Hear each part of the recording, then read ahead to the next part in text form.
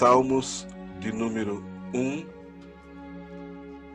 Salmos de número 1,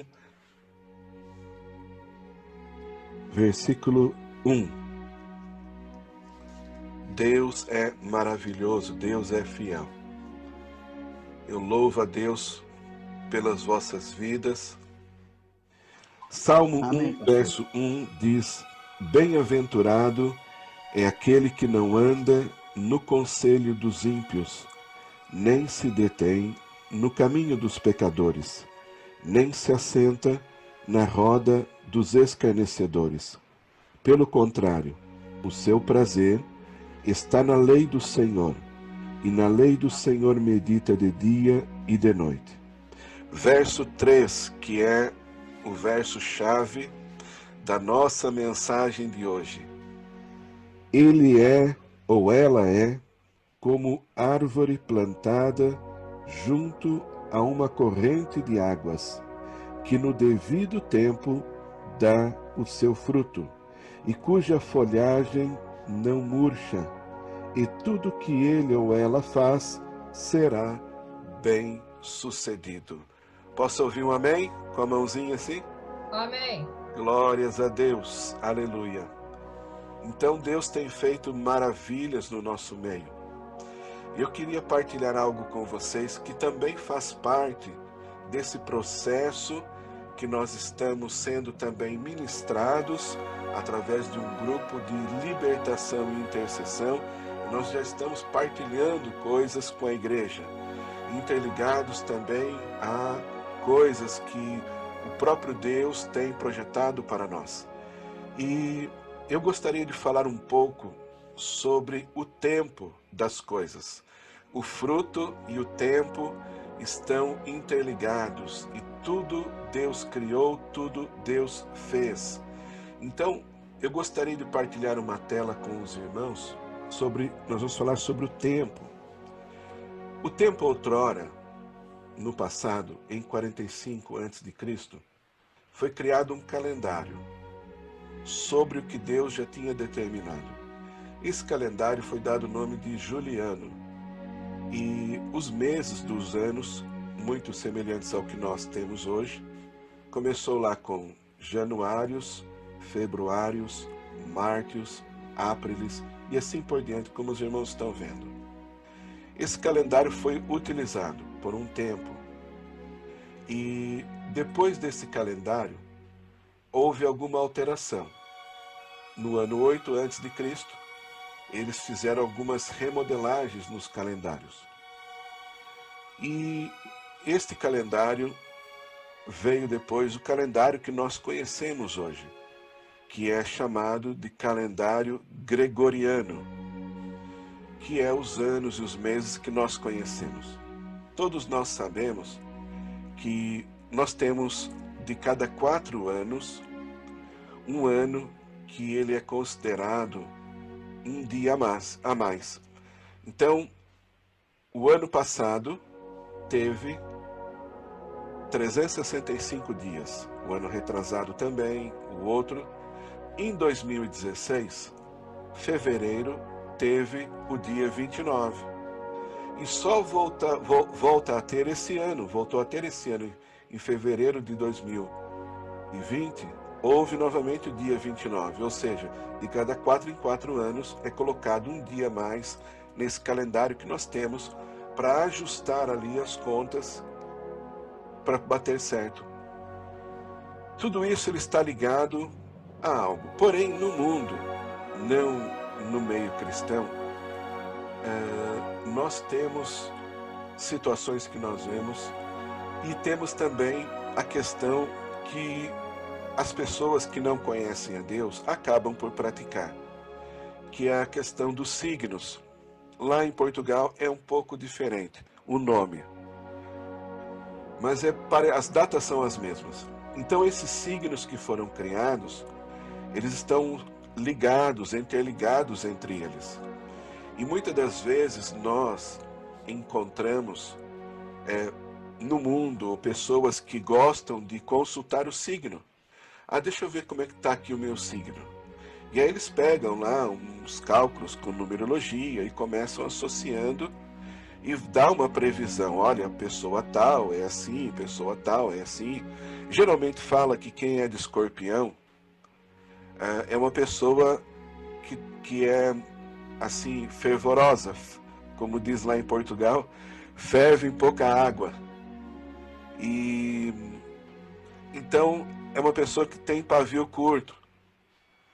Mas o mundo ele quer dar um entendimento sobre isso. Mas a palavra de Deus diz que Paulo, quando andava no livro de Atos, fala sobre isso. E havia uma menina com o espírito de adivinhação. E isso é pecado, isso é contra Deus. Então o cristão que entregou a sua vida a Cristo não consulta astrologia, nem consulta o zodíaco, porque isso é algo que nos põe debaixo de um jugo e é abominável a Deus. Só que o passar dos anos, esse calendário que foi criado, que é o calendário gregoriano, que nós vivemos hoje, ele tem aqui o significado dos nomes. Por exemplo, o mês de janeiro, ele é dedicado a um deus que se chama Janus, é o deus dos portões. O mês de fevereiro, Febra, é o festival da purificação. Geralmente acontece ali o carnaval, a festa da carne, entre fevereiro e março. Março é o deus Mars, que é o deus da guerra. Abril é o deus Aprilis, que é a abertura da primavera. Maio é o deus Maia, a deusa Maia, melhor dizendo. É uma deusa da fertilidade. Junho é o deus Juno, deusa das mulheres. E Júlio também foi um dos motivos deste calendário ter sido criado, calendário juliano, antes do gregoriano, que é em homenagem a Júlio César. Agosto, em homenagem a Augusto César. Setembro é o mês 7, outubro é o octo, o mês 8, novembro, noven, o 9, dezembro, decem, 10. Isso para os irmãos entenderem que o calendário que nós vivemos hoje é um calendário que, sem nós percebermos durante toda a nossa vida, ele impôs sobre nós um certo jugo. Ele impôs sobre nós uma certa imposição sobre um Deus. Você repare bem que todos os anos começam em janeiro, no nosso calendário. Eu não estou dizendo que a gente deve de mudar, eu não estou dizendo que para facilitarmos a nossa vida, nós não vamos conseguir mudar isso no mundo. Mas entenda a influência que existe, que foi colocado. Um mês dedicado ao Deus dos portões. Nós estamos hoje no mês de julho, dedicado a Júlio César. Não, mês de junho, desculpa, dedicado à deusa das mulheres, a deusa da fertilidade. Em maio, houve a deusa da fertilidade. Então vamos dizer, naquele mês de maio, o que nós comemoramos no Brasil, por exemplo? O mês da mãe. Se comemora o dia da mãe. Porque a mãe representa uma mulher que tem fertilidade, porque ela deu filhos. Então, nós estamos sujeitos, num aspecto espiritual, a esse tipo de jugo que vem sobre a nossa vida. Mas isso não influencia na vida do cristão, mas o mundo precisa abrir os olhos quando celebra alguma coisa e não conhece o que celebra. E às vezes chega no primeiro dia de janeiro, no dia 31 de dezembro para o dia 1º de janeiro, todo mundo faz promessas, todo mundo faz ali o seu voto e diz, olha, o ano que vem eu vou conseguir realizar o meu sonho, o ano que vem eu vou conseguir emagrecer, perder uns quilos, e todo ano a gente faz a mesma promessa.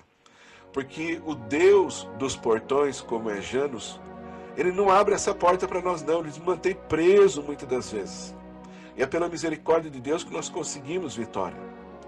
Então, quando nós entendemos o que está por cima de nós, nós passamos a não celebrar ou pelo menos ter o entendimento de não deixar sobre nós este jugo vindo do homem. Quando, e vocês vão entender o que eu vou dizer, o próprio Deus, quem concorda comigo faz assim com a mão, que Deus, Ele faz tudo perfeito. Posso ouvir um amém? Isso. Tudo que Deus fez é bom? Amém. Amém? Amém. Glória a Deus.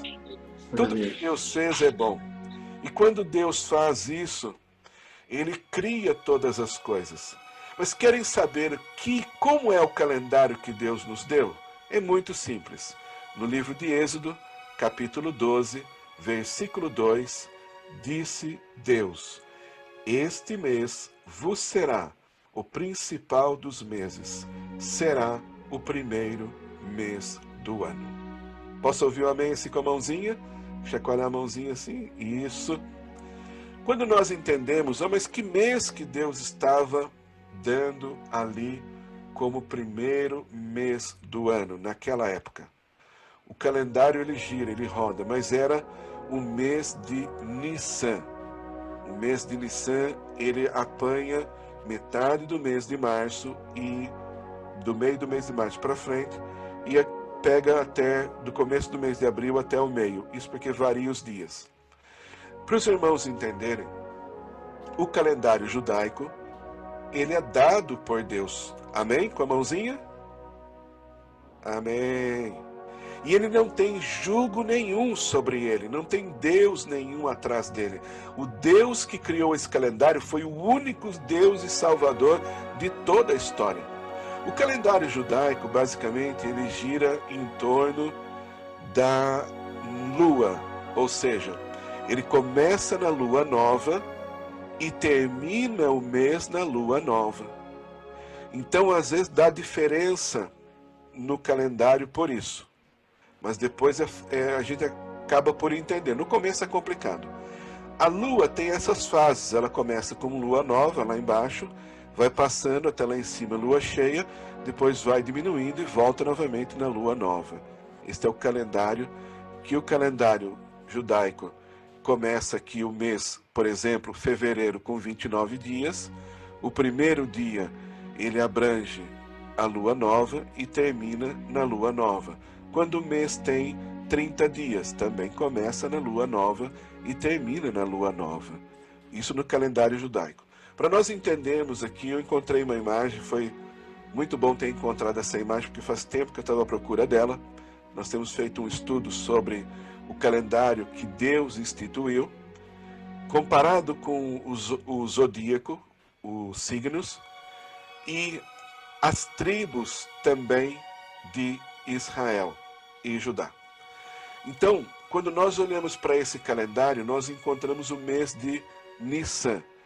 Quem nasce no mês de Nissan, ele é de Áries, ou ariano, já não me lembro como é que fala em Portugal.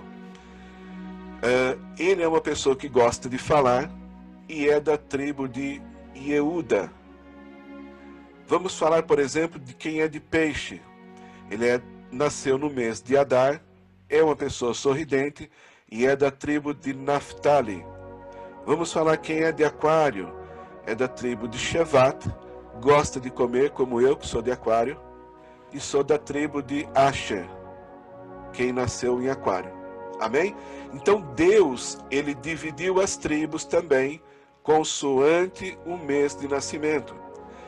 E daí surgiu o zodíaco, o calendário de signos, para as pessoas começarem a consultar o signo e consultar a astrologia também. Só que o que acontece? Quando Deus cria tudo isso no calendário, Deus, ele espera que o povo siga o que ele instituiu. As festas que Deus autoriza não é idolatria ao homem e nem à mulher.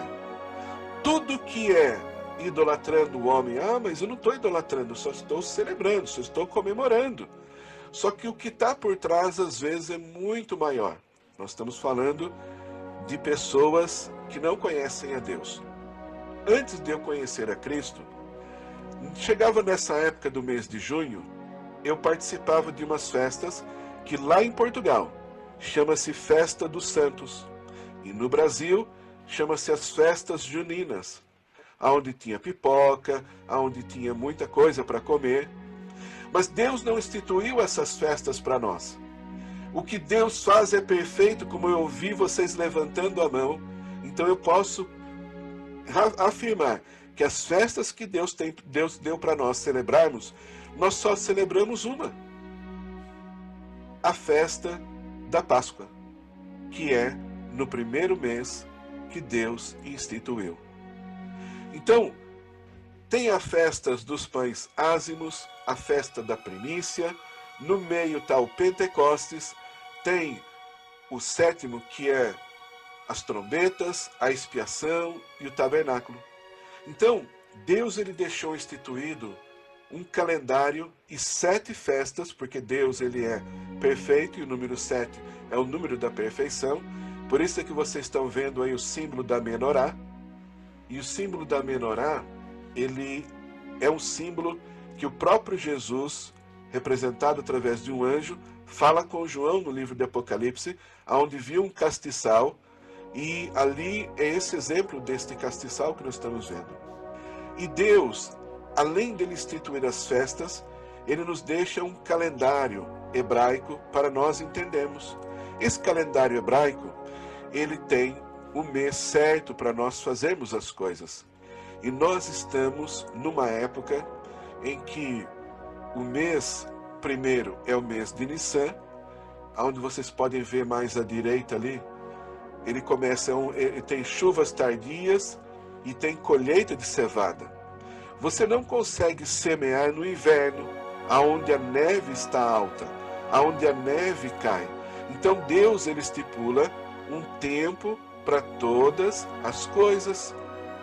Então ele determina ali que o mês de Sabat, que é o mês 11, há colheitas de figos, o mês de Adar, há chuvas tardias, o mês de Nissan, há chuvas tardias, mas também há colheita de cevada, o mês de Liar, que é o segundo mês, a colheita geral.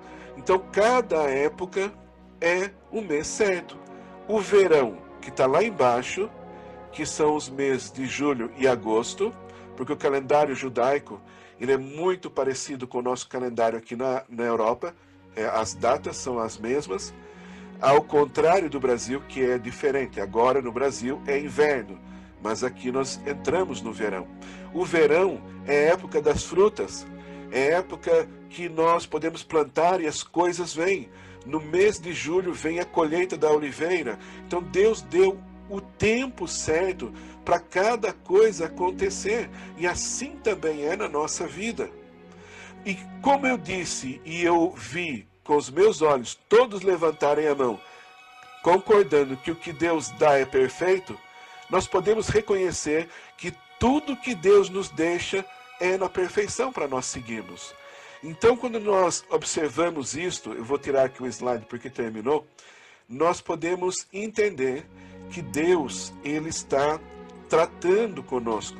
Deus ele está nos revelando algo para que nós possamos desprender deste jugo e dar fruto na época certa. Se você perguntar para um agricultor qual é a melhor época para plantar, por exemplo, morango. Morango dá o ano inteiro? Dá se for numa estufa, mas tem época certa. No Brasil, uva não dá o ano inteiro, tem uma época certa. No inverno, debaixo de neve, você consegue plantar ali alguma coisa e aquela neve cai em cima, ele vai nascer? Não, não vai nascer.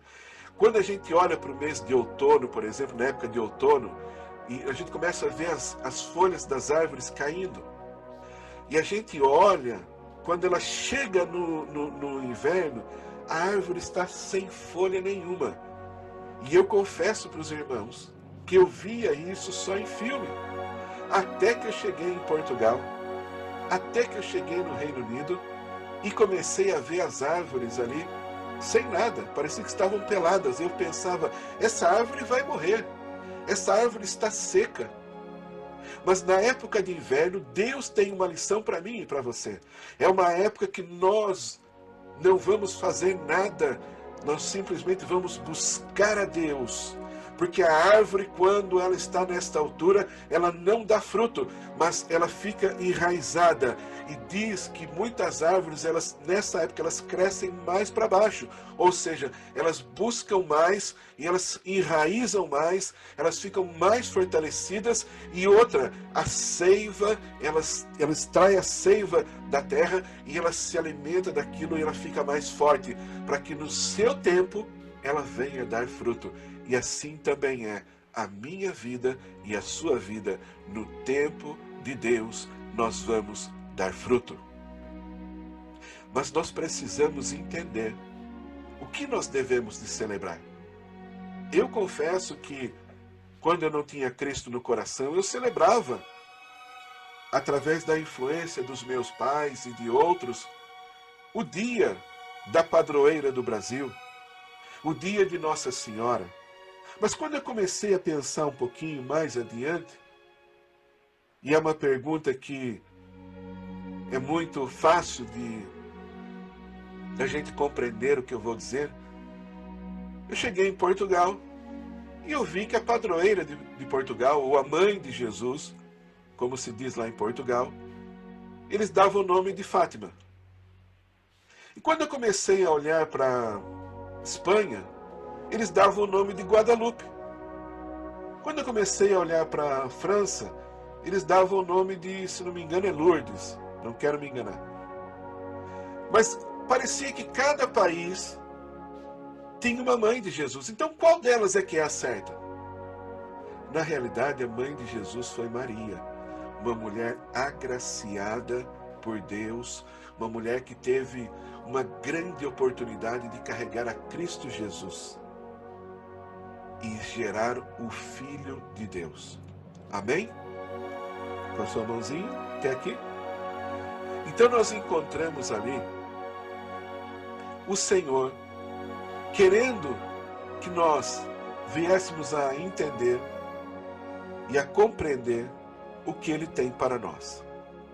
Deus, quando chega no livro de Êxodo, Ele diz que este vos será por mês. E tudo que Deus faz é bom. Não estou dizendo que nós vamos mudar para o judaísmo. Atenção, você que me ouve bem, não estou dizendo que vamos mudar para o judaísmo. Ninguém que está judaizando nada. Mas nós devemos entender o que Paulo fala. Você acompanha comigo. Abra, por favor, Romanos, capítulo 11, versículo de número 1. Romanos, capítulo 11, versículo de número 1. Glórias a Deus. Paulo fala uma grande verdade. Paulo, quando chega nesse capítulo de Romanos,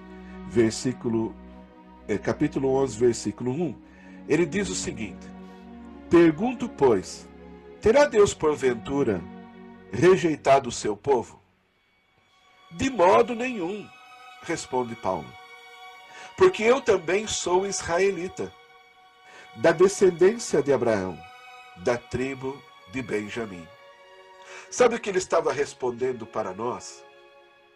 E eu ouvi um judeu dizendo isso. Eu tenho que admitir que por muitas das vezes eu pensei assim, pensei de uma forma egoísta, onde eu pensava assim: não, Deus veio, enviou o seu Filho único para os seus, mas os seus não o aceitaram. É verdade, mas Paulo aceitou. Nem todos não aceitaram, mas Paulo aceitou. E o que ele diz aqui: eu sou filho de Abraão, sou de israelita, sou da tribo de Benjamim.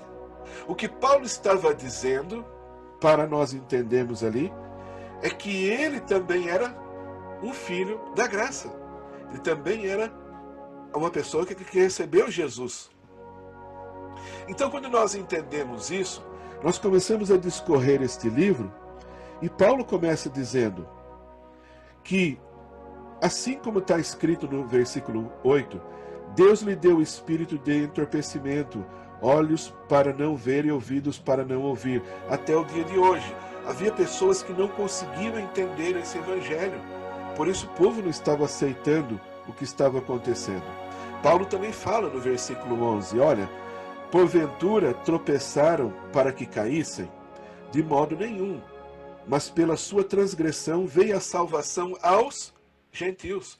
Ou seja, o povo judeu pecou estava em pecado, estava transgredindo, não todos, mas uma grande parte, e Deus enviou o seu Filho único para resgatar. Só que o que aconteceu ali? A Bíblia diz que, mas pela salvação, pela sua transgressão, veio a salvação aos gentios para pô-los em ciúmes. Ou seja, o povo judeu ficou com ciúmes de nós aceitarmos a Jesus Cristo. Mas Paulo, ele fala de uma forma tremenda, no versículo 16, e diz: e se forem santas as primícias da massa, igualmente o será a sua totalidade. Se for santa a raiz, também os ramos serão. O que ele queria dizer? É que se a raiz da nossa vida estiver santificada, nossos ramos também serão. Serão aqui que acontece, aquela ramificação, aquilo que será espalhado. Então os nossos frutos serão colocados na hora certa. Deus é maravilhoso. Paulo discorre ali o Evangelho dizendo uma coisa tremenda para nós. Paulo discorre o Evangelho confirmando muitas coisas para nós. E eu amo a palavra do Senhor. Então nós precisamos entender que nós, muitas das vezes, não conseguimos romper porque foi colocado sobre nós um jugo. Porque foi colocado sobre nós algo que nós não conseguimos entender. Se Deus deu o primeiro mês do ano para nós celebrarmos, para nós rompermos, para nós comemorarmos, para nós avançarmos, nós estamos celebrando lá atrás. Porque você pode notar bem, acredito que em Brasil e Portugal, nós já ouvimos esta frase, dizendo o seguinte: o ano começa lá só depois de fevereiro, de março, quando já passou o carnaval. No Brasil é comum dizer: não, janeiro e fevereiro não dá nada, só depois do carnaval é que a economia começa a desenvolver, é que as coisas começam a discorrer. E nós precisamos entender que existe uma celebração entre 31 para dia 1º, para ser uma coisa para romper. E não rompe porque não está debaixo da bênção de Deus. A época para nós fazermos promessas, para nós semearmos, é agora. Nós entramos na primavera, é um tempo, no verão, desculpe, é um tempo de semear, é um tempo de nós apostarmos, é um tempo de nós investirmos na sua família, no seu casamento, no seu trabalho, na sua comunidade, na onde você está, você semeie, porque no tempo certo o fruto virá. Amém? Glória a Deus. E eu gostaria de dizer para você, tem tudo para romper nas nossas mãos. Deus nos deu essa bênção para nós rompermos. E eu quero encerrar esta nossa mensagem com uma reflexão. Eu gostaria que você refletisse sobre algo que eu preparei com muito carinho para os irmãos. Fruto no tempo certo. Às vezes, nós deparamos com uma terra dura. Às vezes, nós não temos ferramentas para cavar o que nós gostaríamos de cavar. Porque às vezes a fome é tanta e a gente precisa batalhar para conseguir. E às vezes machuca a mão essa escavação. Às vezes nós queremos colocar a nossa semente e investimos ali e não conseguimos resolver isso. E às vezes nós precisamos fazer algo para isso mudar. As mãos estão ali, machucadas, mas a Bíblia diz que os que semeiam em lágrimas. Esse salmo, ele é muito bonito. Salmo 126, a parte 5ª desse salmo, a primeira parte desse versículo. Mas Deus está colhendo as suas lágrimas para transformá-las em sorriso. Às vezes você acha aquilo tão difícil, mas quando você nota, você já escavou tanto, que você olha para trás e você fala: como é que eu consegui tanto? Como é que eu consegui romper essa terra para que eu possa colocar a minha semente no tempo certo? E aí você vai, semente a semente. No meio do caminho, a vida é dura e difícil, mas eu tenho a plena convicção do que eu vou lhe dizer. Deus sempre nos dá umas ferramentas que facilitam o trabalho. Mas o trabalho é árduo e duro. E nós continuamos a semear, semente após semente, até que um dia aquela semente rompe e nasce uma pequena folhagem. E você fala, bom, agora eu tenho que começar a regar com mais intensidade. E você vai, pega um regador e começa, parte por parte. Você vai regando. Tudo que você faz na sua vida para dar fruto, tem que regar. Se é uma amizade, tem que regar. Se é no casamento, tem que regar. Se é nos filhos, tem que regar. Se é na empresa, você tem que regar. Porque senão, você não vai colher. Aí você pensa assim, eu quero facilitar as coisas. Eu vou criar um sistema para irrigar os meus moranguinhos, as plantações. E você começa a pensar assim, vou criar um tubo, assim eu ligo assim, eu abro a torneira, aquilo vai e irriga tudo. Mas daí você depara com dificuldades. Você sabe que isso vai custar algum dinheiro. E você pensa, poxa, melhor seria o que diz a Bíblia, plantado junto a ribeiros. E você começa a sonhar, mas como que eu vou plantar junto a ribeiros? Assim eu não precisava regar. E no meio dessa trajetória, desse caminho, vem as aflições. E a gente fica pensativo, desanimado. Vem um pouco de angústia, vem um pouco de depressão. Mas deixa eu te dizer uma coisa. Não desanime. Sabe por quê? Porque o próprio Cristo disse, tenho-vos dito isto, para que em mim tenha paz. No mundo tereis aflições, mas tende bom ânimo. Eu venci o mundo. E ele nos diz algo lindo e maravilhoso. Olha, o que eu tenho prometido para vós, os olhos jamais viram, os ouvidos jamais ouviram e os corações jamais sentiram o que eu preparei para você. 1 Coríntios 2, 9. E você volta novamente a regar com o mesmo instrumento que você tinha. E você volta novamente a ver que as folhas começam a nascer. E você volta a observar que é uma após a outra. E você não desiste, você começa novamente a semear, e você começa a ver que elas começam a brotar, a dar o seu fruto, uma após a outra. E aquilo te anima. E aí você de repente pega o seu fruto, e você olha para o seu fruto assim, você segura ele na mão e fala, que bênção! Olha aqui como é que está o fruto, ele já está nascendo. E você fala assim, olha, já é a hora de eu pegar esse fruto e fazer algo com ele. Mas você começa a olhar para trás e vê que mais folhagens estão dando fruto. E você começa a demonstrar todo o seu carinho, o seu amor pelaquela semente que você tem. Mas como tudo na vida, de repente, o diabo planeja coisas que você não espera. E vem coisas como está acontecendo como hoje. Essa praga de gafanhoto para comer toda a sua plantação que você plantou. Aquilo chega a incomodar você até de trabalhar na lavoura. E você começa ali a andar ali daquele momento, aquilo começa a atrapalhar você, e você não sabe o que fazer. Você tenta proteger as folhagens, você tenta proteger a sua lavoura, você pega uma a uma e coloca na sua palma da sua mão, como se fosse Deus mesmo colocando. E aí eu encontro algo na palavra do Senhor, que nessa luta que você passa, tentando proteger a sua lavoura, nasce algo entre você e a lavoura. E a palavra diz em Provérbios 17:17, em todo tempo ame o amigo, e para a hora da angústia nasce o irmão. E você passa a ter um relacionamento entre você e a lavoura. Aquilo se torna parte de você, porque isso são os seus frutos. E você volta novamente a deixar as coisas de lado. Volta novamente, porque a praga passa. Deus, ele faz algo tremendo em vossas vidas que faz a praga passar.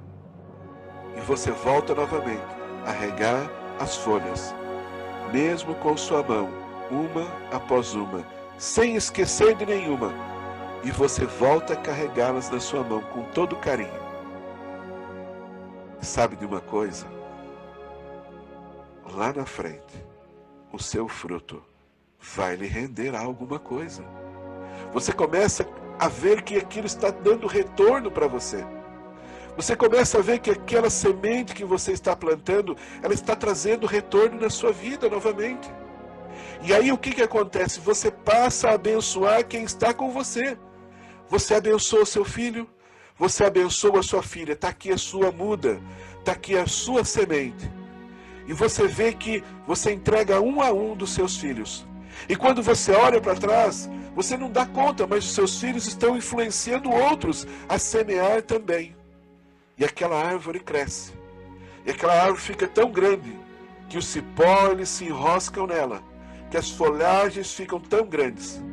E como toda boa criança que um dia nós somos, nós subimos naquela árvore e brincamos.